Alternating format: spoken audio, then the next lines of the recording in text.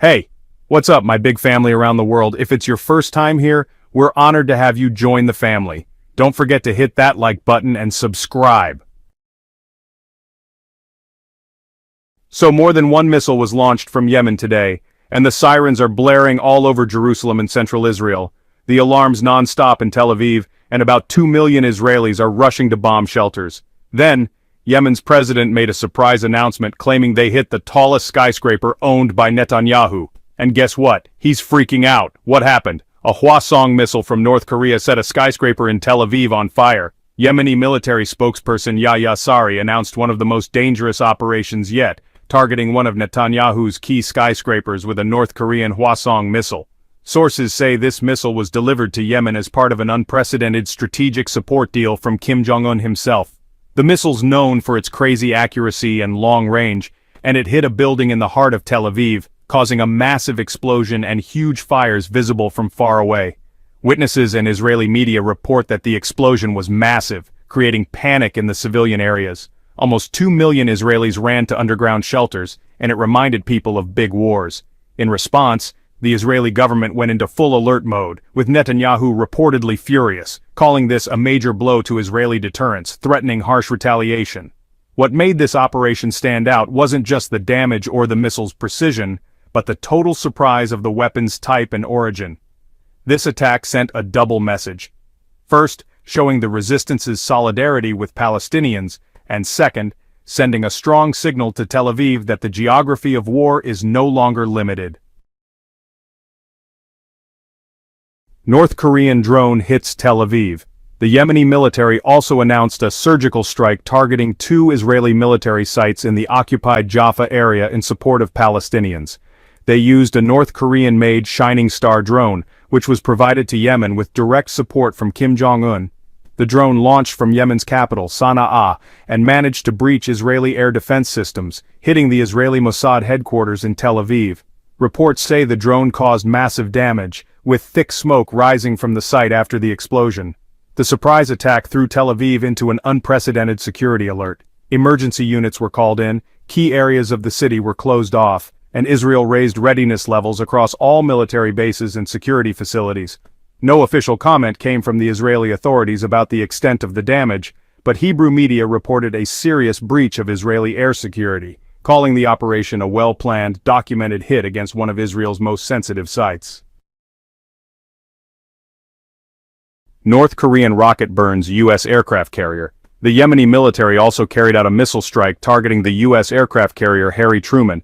A North Korean Hwasong missile launched from Yemen hit the carrier in the Red Sea while it was performing maritime surveillance duties as part of the U.S. Fifth Fleet. The missile, which was believed to have been transferred to Yemen through a tech partnership with North Korea, hit its target with precision, breaking through defenses and causing a massive explosion in the carrier's command room, followed by extensive fires on its deck. Satellite images showed thick plumes of smoke rising from the ship, and initial reports hinted that part of the ship might have sunk after failed damage control. The incident shocked high-ranking officials in Washington, with President Donald Trump expressing outrage on his personal platform, calling the attack an act of war. He announced the deployment of an entire naval fleet to assist and rescue what's left of the carrier, and launched an immediate investigation into how such a powerful missile ended up in the hands of armed groups in the region. The attack also raised expectations of a major military response from the U.S. in the coming hours, escalating tensions and putting the region on the brink of open conflict.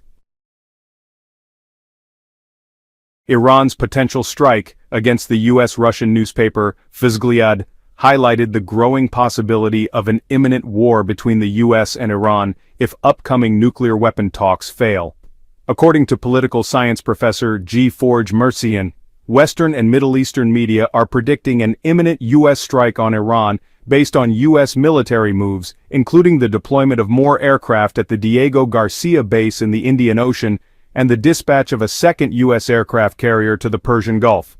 The professor noted that leaks suggest the military confrontation between the U.S. and Iran could start on May 1st and might end around September 1st. May marks the deadline Washington set for Iran to meet its demands regarding its nuclear program. Iran's nuclear program, a deal or no deal?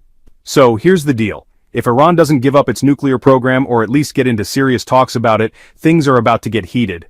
A Middle East expert, Keir Semenov, says Washington's demands include Iran ditching its nuclear and missile programs, but Iran thinks these demands are insulting and totally unacceptable. The issue, according to the expert, isn't Iran rejecting talks with the U.S., it's that the two sides can't agree on how to even start the negotiations, and that's blocking any real diplomatic progress right now. The writer goes on to say that Russia is calling for all parties to show restraint, not just because they believe in solving issues through diplomacy, but also because a potential U.S. strike on Iran would pose a direct threat to Russia's national security. F-16 fighter shot down. Big news. The Yemeni military just announced that they shot down a U.S. F-16 fighter jet while it was doing hostile missions over the Al-Jawf province in the north. The jet was reportedly bombing different areas in Yemen, killing civilians. Yemeni military sources say they took it down with a Soviet-made SAM missile, a defense weapon Yemen got back in the Soviet era. The missile was developed and used effectively by the Yemeni armed forces against enemy aircraft. This missile hit the F-16 directly, causing it to crash in a remote area. This is a major blow to U.S. forces, especially since it shows Yemen's ability to take down modern warplanes with older Soviet weapons. The incident also boosts the morale of Yemeni forces at a time when the conflict is really escalating. The Yemeni military also carried out two operations today. The first hit an Israeli military target in the occupied Jaffa area, and the second hit two American destroyers.